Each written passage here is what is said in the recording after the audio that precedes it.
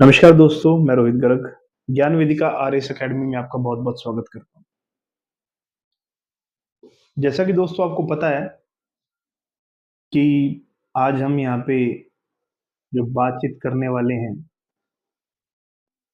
ये राजस्थान के संदर्भ में या जो राजस्थान के द्वारा विभिन्न एग्ज़ामिनेशंस लिए जाते हैं आरपीएससी के थ्रू या आरएसएसबी के थ्रू,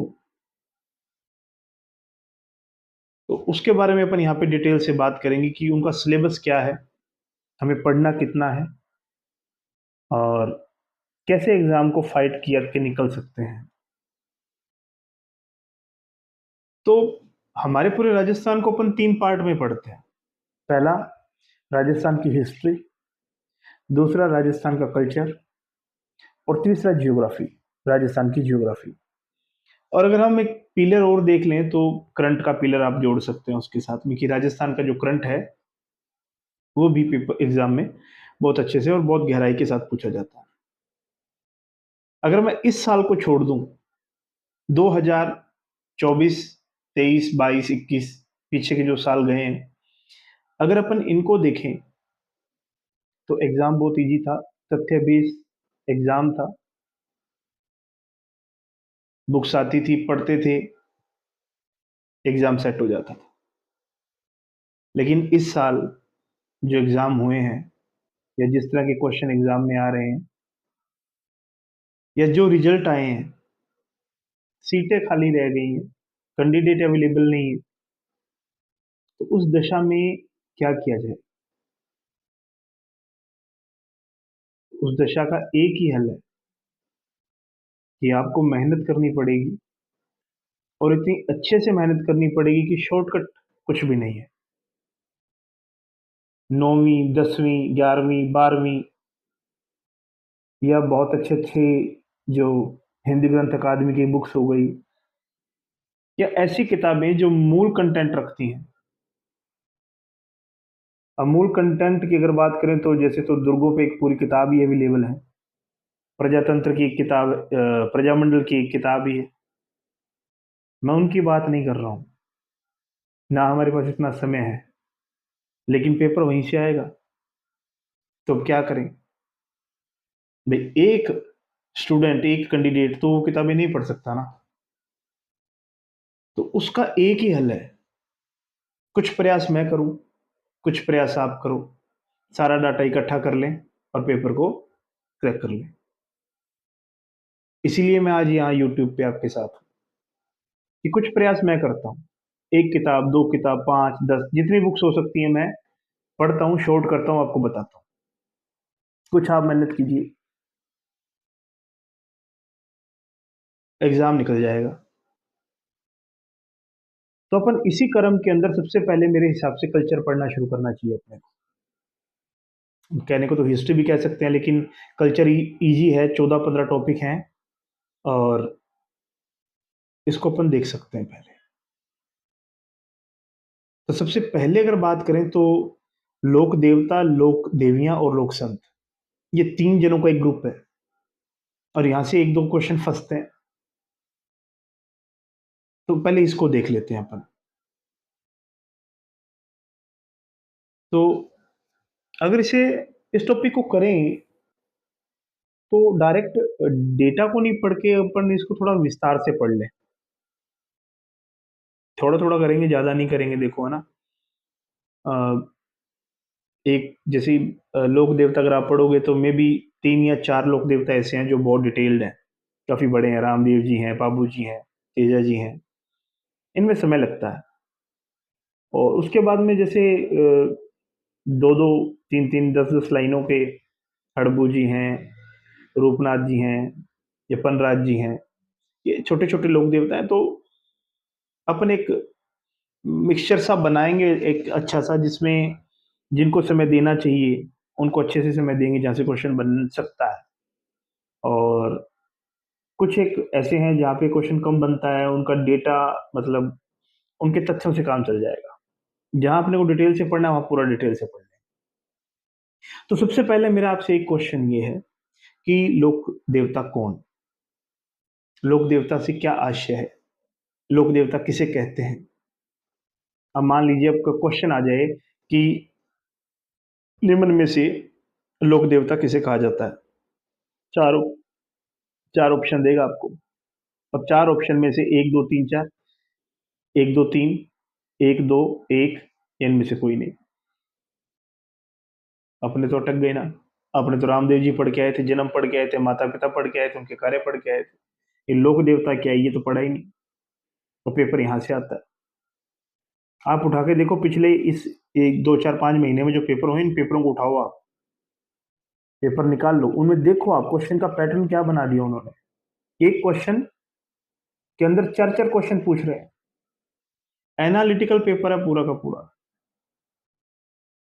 है ना। तो लोक देवता से आशय क्या है? सबसे पहली बात कि लोक देवता अपन किसको कहेंगे? तो लोक देवता उसको कहेंगे जिसमें 5 बातें होंगी। आप ये बात ध्यान रखना कि लोक देवता किसे कहेंगे जिसमें 5 बातें होंगी। अब वो 5 बातें किसमें होंगी, वो 5 बातें कौन कौन सी होंगी, उनकी बात करते हैं। अगर मैं बात करूं उन 5 बातों की, तो पहली बात जो उन्हें लोक देवता बनाती है, पहली बात यह है कि उनमें वीरोचित कार्य होंगे। क्या? वीरोचित कार्य।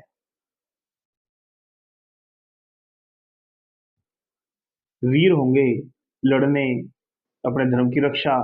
दूसरा, धर्म की रक्षा। आ गया ना शब्द, देखो अपने आप में आ रहा है, धर्म की रक्षा। और वीरोचित कार्य क्यों करेगा? धर्म की रक्षा के लिए, और अपने धर्म के लिए दृढ़ रहेगा, मतलब दृढ़ आत्मबल। तीसरी बात, दृढ़ आत्मबल।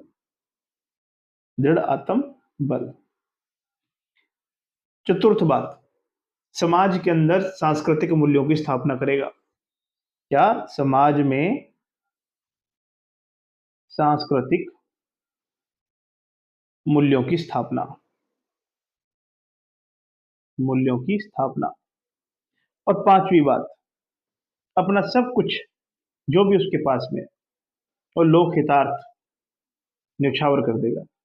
यानी लोक हित के लिए, लिख रहा हूं साथ साथ में, ठीक है ना, लोक हित के लिए सर्वस्व न्यौछावर। ये 3 4 बातें, 5 बातें हैं। पहला, वीरोचित कार्य करेगा, उसमें वीरोचित कार्य करने करने की गुण पाया जाएगा उसमें। दूसरी बात, धर्म की रक्षा के लिए सदैव खड़ा मिलेगा आपको। तीसरी बात, दृढ़ आत्मबल। जो काम करना वो करना है, मतलब अपनी बात से डिगना नहीं है। चौथी बात, समाज के अंदर सामाजिक मूल्यों की स्थापना, सांस्कृतिक मूल्यों की स्थापना, नैतिकता शिष्टाचार की बात करना।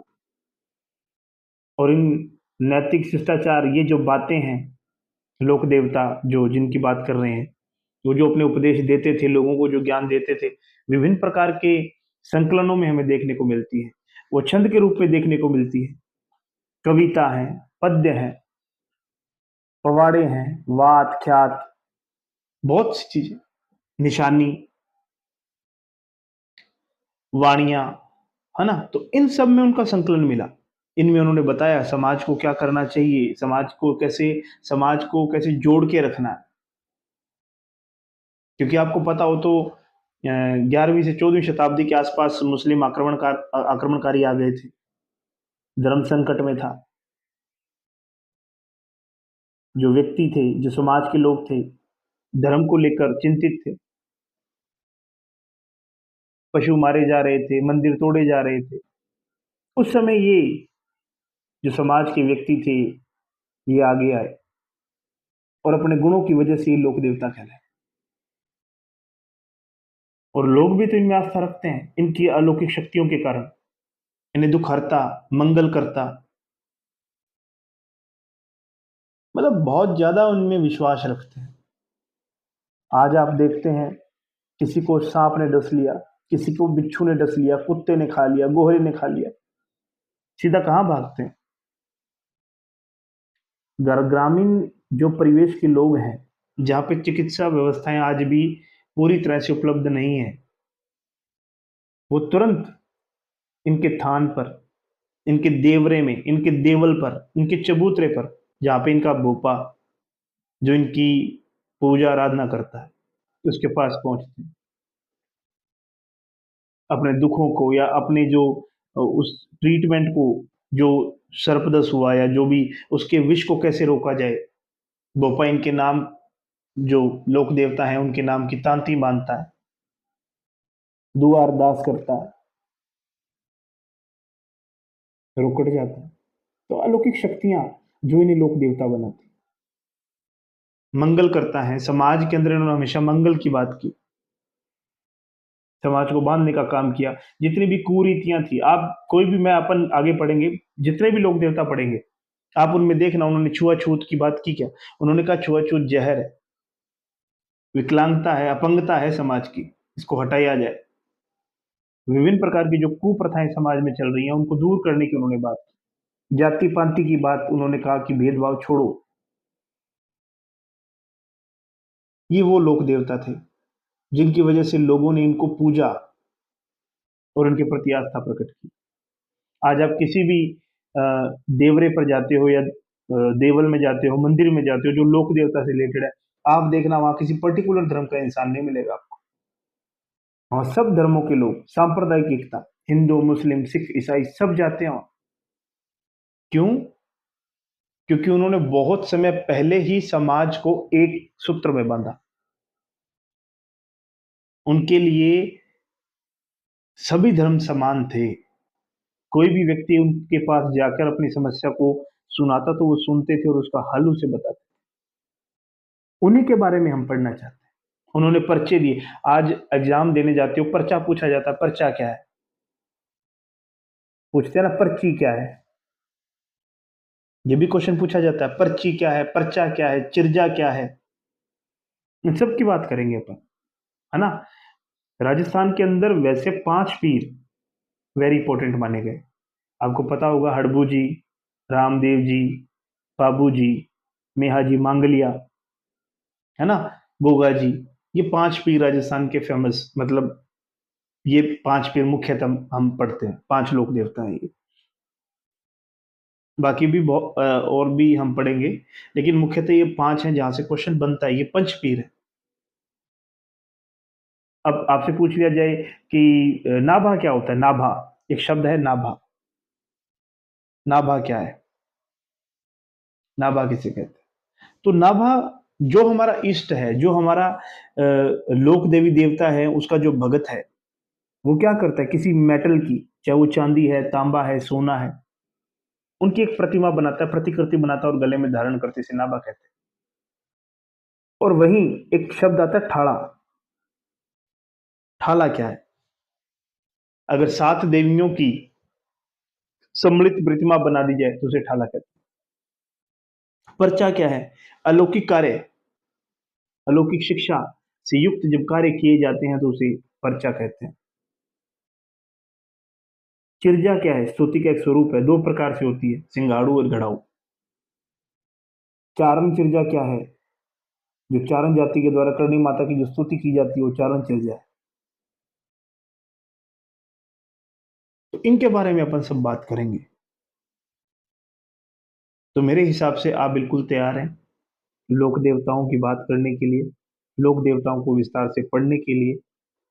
और एक एक बात आप अपने गांठ बांध दीजिए कि मुझे सिलेक्शन लेना है,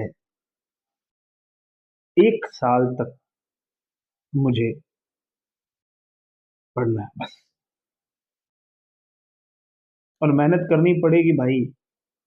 अगर आप सोचो कि मैं खेल लूं, मैं मूवी देख लूं, मैं ये भी कर लूं, मैं वो भी कर लूं, मल्टीटास्किंग नहीं है।